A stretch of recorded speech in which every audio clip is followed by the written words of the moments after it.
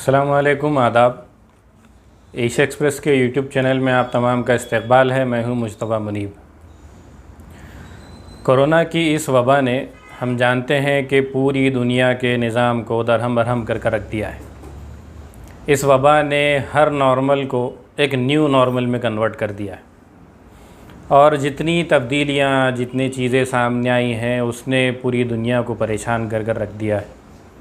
बड़ी बड़ी ताकतें जो ख़ुद को सुपर पावर कहती थी, कोई मोस्ट डेवलप नेशन ख़ुद को कहता था, वो सब के सब परेशान हैं। एक इंडियन साइंटिस्ट हैं डॉक्टर सुब्रमण्यम, उन्होंने एक अच्छा पोस्ट इस पर लिखा था। उन्होंने कहा था कि जितना कोरोना वायरस ने अब तक दुनिया में लोगों को इन्फेक्ट किया है, फॉर एग्ज़ाम्पल आज की डेट में तकरीबन 1 करोड़ से ज़्यादा लोग कोरोना से इन्फेक्ट हो चुके हैं ऑफिशियल रिकॉर्ड के हिसाब से। उस वायरस का वॉल्यूम को अगर निकाला जाए तो वो चंद ग्राम का काउंट होगा। तो यानी ये कि चंद ग्राम के वायरस ने पूरी दुनिया के नॉर्मल बिहेवियर को, जिसको वो नॉर्मल समझते थे, उसको पूरी तरह तबाह कर दिया है और एक नया नॉर्मल प्रेजेंट किया है। जैसे कोरोना ये कह रहा हो कि जब तक हम इस दुनिया में रहेंगे, हमारे हिसाब से आप लोगों को रहना होगा। और ये जितना नया नॉर्मल हमारे सामने आया है, उसको लोग, जाहिर सी बात है, परेशान हुए हैं तो नेगेटिव अंदाज ही में देख रहे हैं। लेकिन कुछ चीज़ें ऐसी महसूस हो रही हैं कि जो शायद हमको अपनानी चाहिए थी जब तक हालात नॉर्मल थे, हमने नहीं अपनाई, और शायद ये कोरोना हमको वो सिखाना चाह रहा है। अब ये हो सकता है कुछ लोगों को पसंद ना आए, लेकिन एक सोच है जिसको हम हमारे इस एशिया एक्सप्रेस चैनल के ज़रिए आप तक पेश कर रहे हैं। सबसे पहले हम अगर देखना चाहें तो इबादत गाहों को अगर हम लें तो इसके मामले में क्या एक नया नॉर्मल कोरोना ने सेट किया है। मैं यहाँ ये नहीं कहना चाह रहा हूँ कि जिस तरह इबादत गाहों को बंद कर दिया गया है और घरों पर इबादत करने के लिए कहा गया है, उस नए नॉर्मल की बात मैं नहीं कर रहा हूँ, बल्कि जहाँ जहाँ भी कंडीशनल लॉकडाउन ओपन हुआ है वहाँ पर कुछ कंडीशंस के साथ इबादत गाहों में आने की इजाज़त है। वो क्या है? वो ये कि जो सबसे पहले इबादत गाह में पहुँचेगा उसे जगह मिलेगी। यानी अब ये नहीं कि इबादत का वक्त है तो हम अपने हिसाब से आराम से उठेंगे, आखिरी वक्त में शामिल हो के जगह हासिल करके इबादत करके घर को आ जाएंगे। बल्कि अब इबादत गाहों में अगर किसी को जगह चाहिए होगी तो उसे पहले इबादत गाहों में आना होगा। फ़र्स्ट कम फ़र्स्ट वाला बेसिस है इबादत गाहें में कोरोना हमको यहाँ पर सिखाना चाह रहा है। जुमा मस्जिदों में हमने जुमा की नमाज़ के बारे में हिदायतें देखी है कि बड़ी तादाद अगर है किसी मस्जिद में आने की तो 2 से 3 बार में नमाज़ अदा की जाए। यानी वो कि जिसको पहले पढ़नी है उसको पहले घर से निकल कर आना पड़ेगा। वह आराम से आखिरी वक्त में आके इबादतों में शरीक होकर अपनी हिस्सेदारी पूरी नहीं कर सकता। दूसरी हिदायत इबादत गाहों को लेकर जो दी गई है कि जो सीनियर सिटीजन्स हैं, जो अबव 60 एज के लोग हैं, वो इबादत गाहों में ना आए। हो सकता है ये एक ऐसा मैसेज दिया जा रहा हो, कोरोना शायद दे रहा है, कि इबादतें जो हैं वो रिटायरमेंट के बाद का काम नहीं है। कि रिटायरमेंट आज जो कल्चर है कि जब लोग रिटायर हो जाते हैं उस वक़्त फिर इबादतों में ध्यान लगाते हैं, बल्कि ये होश संभालने से लेकर ख़बर तक वाला काम है। ये इबादत गाहों से के मामलात में लेकर हो सकता है कोरोना हमको सीख दे रहा है। दूसरी चीज़ जो शायद कोरोना से हम सीख सकते हैं वो है सफाई। हम जानते हैं कि पाकी आधा ईमान, ये हमारी बुनियादी तालीमात का हिस्सा है, ख़ुद को पाक रखना, साफ़ रखना, अच्छे से रहना। अब वो हम नहीं कर पा रहे हैं अगर, तो कोरोना फिर हमको ये डरा रहा है कि अगर हाथ बार बार साफ़ ना करोगे, अपने अतराफ़ में सफाई ना रखोगे, तो देखो कोरोना आ जाएगा। ये उसी तरह है जैसे हम बच्चों को डराते हैं ना कि कोई काम उनसे करवाना है, पढ़ाना है, खाना खिलाना है, कुछ और करना है, बच्चे ना करें तो डराते हैं कि यह ना करोगे तो भूत आ जाएगा, बहू काट लेगा, इस तरह। तो अब कोरोना हमको डरा रहा है कि अगर साफ़ सफाई मेंटेन ना रखोगे तो मैं आ जाऊँगा, और मैं आऊँगा तो फिर तुमको नुकसान पहुँचेगा। तीसरी सीख जो कोरोना से शायद हम ले सकते हैं वो हमारे शादी के फंक्शंस हैं। कि अगर किसी को इस दौर में शादी करनी है तो हम जानते हैं 50 से ज़्यादा लोग बुलाने की इजाज़त नहीं है। तो वो शायद एक अच्छा मामला है कि हम सादगी के साथ कम खर्च में शादी कर लें, और जो ज़ायद पैसा खर्च करने का मिजाज है वो कम हो जाए। कई सारे लोग जो हैं जो इस बात का एहसास भी कर रहे, समझ रहे हो कि उनका ये ख़्याल है कि कोरोना रहे ना रहे, इस सिस्टम को हमेशा के लिए लागू कर देना चाहिए कि शादियों में मैक्सिमम इतनी ही क्वांटिटी अलाउड होगी। तो ये एक अच्छा सिस्टम परवान चढ़ेगा।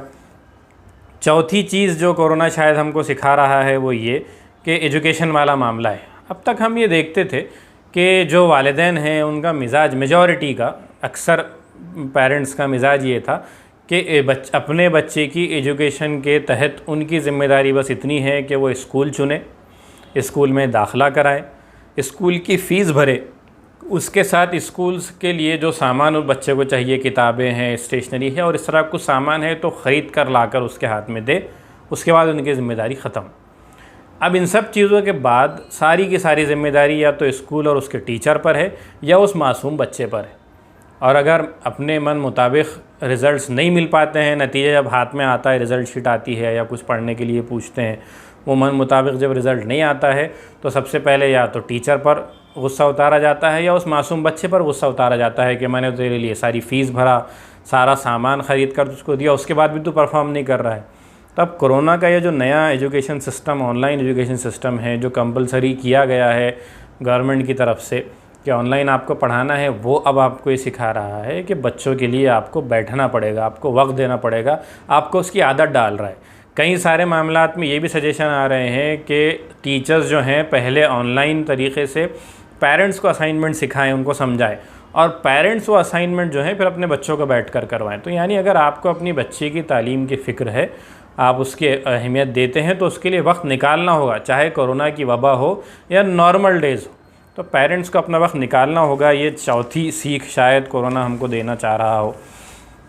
पांचवी सीख जो है कि हम देख रहे हैं कि इस लॉकडाउन और पार्शल लॉकडाउन में टाइमिंग्स के रेस्ट्रिक्शन गवर्नमेंट ने किए कि किस वक्त से किस वक्त तक बिजनेसेस चलेंगे, काम चलेगा, आपको सड़क पर निकलने की इजाज़त होगी। मिसाल के तौर पे हमारी शहर औरंगाबाद में 15 जुलाई तक जो है शाम 7 बजे के बाद आपको घर से बाहर निकलने की इजाज़त नहीं दी गई है, वबा को कंट्रोल करने के लिए दी गई।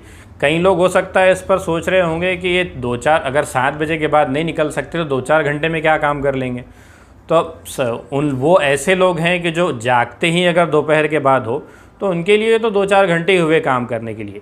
लेकिन कोरोना शायद ये पूरा माहौल हमको ये आदत डालना चाह रहा हो कि देखिए काम करने के जो औकात है वो सुबह 5 बजे से लेकर शाम के 7 बजे तक के, ये एक फ़ुल टाइम है आपको काम करने का। और आपका जो तरीक़ा ज़िंदगी होना चाहिए वो ये कि फिर शाम मगरिब के बाद फिर आप बाहर ना निकले, जो हमारा कल्चर हुआ करता था या हमारे मोहल्लों की एक पहचान है, हमारी पहचान है कि रातों में चाय की होटलें आबाद करना, देर रात तक नुक्कड़ों पर, चौराहों पर खड़े रहकर हंसी मजाक करना, शब बेदारी करना, ये जो हमारा मिजाज बन चुका है, बना हुआ है, हमारी पहचान बन चुकी है, उसको तोड़कर अब ये आदत हमको शायद कोरोना डाल रहा है कि मगरिब के बाद 7 बजे के बाद आप अपने घरों में चले जाएं, घर वालों के साथ रहें, खाना खाएं और जल्द सो जाएं, ताकि दूसरे दिन सुबह फिर आप ये बहाना ना कर सकें कि मुझे तो काम के लिए बहुत कम वक्त मिला। बल्कि सुबह आप 5 बजे से अगर काम शुरू कर रहे हैं तो पूरे 7 बजे तक यानी 12 घंटे आपको काम करने का मौका अवेलेबल है। तो शायद वक्त की पाबंदी, वक्त का सही इस्तेमाल, कोरोना सही वक्त किस वक्त में क्या करना चाहिए वो हमको शायद से सिखा रहा हो। और छठी और आखिरी चीज़ जो मेरी समझ में आई वो ये कि हम देख रहे हैं जैसे कोरोना की वबा आई, तकरीबन तमाम ममालिक में लॉकडाउन लगा। लॉकडाउन लगने से हर किसी की आमदनी थम सी गई। नतीजतन जो जिसके जेब में मौजूद था, जो जमा पैसा उसके पास था, उसी में कैसे दिन गुजारा करना है उसने वो प्लानिंग की, उसी पैसे में उसने अपना वक्त निकालने की कोशिश की। ये चीज़ इसने सिखाई कि हम कितना फ़जूल ख़र्च करते थे, कितना एक्स्ट्रा पैसा लगाते थे और कितने पैसे में हमारी बुनियादी ज़रूरतें पूरी हो जाती। तो कोरोना ने हमको बेसिकली जो कम से कम पैसों में, कम से कम ख़र्च में अपने ज़रूरत ज़िंदगी का कैसे इस्तेमाल किया जाए, कैसे लगाया जाए, वो सिखाया है। और साथ ही साथ फिर ये भी सिखाया है कि जो पैसा आपके पास ज़ायद है, इन सब जो मिनिमम अमाउंट आपको लगता है उससे ज़ायद पैसा है, उसको अच्छे कामों में लगाया, खैर के कामों में लगाया। और हमने देखा कि लाखों लोगों ने लगाया भी, हर एक ने अपनी अपनी इस्तात के मुताबिक ज़रूरतमंदों तक, गरीबों तक अनाज पहुँचाने के लिए या उनकी ज़रूरत का सामान पहुँचाने के लिए जो कुछ वो दे सकते थे दिया। तो अपनी ज़रूरतों को लिमिट किया, अपने ख़र्च को लिमिट किया और जो पैसा बचा सकते थे वो बचाकर दूसरों की मदद करने की कोशिश की। तो ये सिर्फ़ कोरोना की वबा में क्यों हो सकता है, ये तमाम आम दिनों में भी हो सकता है। शायद ये भी कोरोना ने हमको सिखाने की कोशिश की। यहाँ हम इसका मतलब ये नहीं कहना चाह रहे हैं कि ये वबा जो है वो ज़िंदगी भर, खुदा ना करे कि ज़िंदगी भर हमारे साथ रहे और हम इसी पैटर्न में काम करते रहें, बल्कि हमारी ख्वाहिश, हमारी दुआ, हमारी मुकम्मल कोशिश यही है कि ये इस वबा से अल्लाह हमको, हमारा मालिक जो है वो जल्द अज जल्द हमको छुटकारा दिला दे। इसलिए कि इस वबा से सिर्फ़ ये आदतें और अतवार का मामला नहीं है, बल्कि हमें अपने अपनों का भी खोने का डर है, बल्कि कई 100 लोगों ने तो अपनों को खो भी दिया है, वो इस गम का शिकार हुए। तो इससे बचने के लिए हमारी कोशिश और ख्वाहिश तो ज़रूर है कि ये वबा जल्द अज जल्द हमसे चली जाए, हमसे दूर चली जाए, हमको इससे निजात मिल जाए। लेकिन जब तक ये वबा हम पर मुसल्लत है, हम क्या क्या इससे सीख सकते हैं और अपनी आदतों में तब्दीली ला सकते हैं, उनमें से चंद चीज़ें हमारे जहन में आई, वो हमने यहाँ पर आपके सामने पेश की। उम्मीद है कि आपको ये हमारी कोशिश जो है पसंद आई होगी। तो हमारी दरख्वास्त है कि फ़ौरन हमारे इस चैनल को सब्सक्राइब कीजिए, इस वीडियो को दूसरों तक शेयर कीजिए, और हाँ, लाज़िमन जो है इस वीडियो को लाइक कीजिए ख़ास तौर से, क्योंकि आप जब लाइक, सब्सक्राइब और शेयर करते हैं तो यही यूट्यूब चैनल में काम करने की एक सबसे बड़ी स्ट्रेंथ होती है। उम्मीद है हमारी कोशिशों का आप पसंद करेंगे। खुदा हाफ़िज़।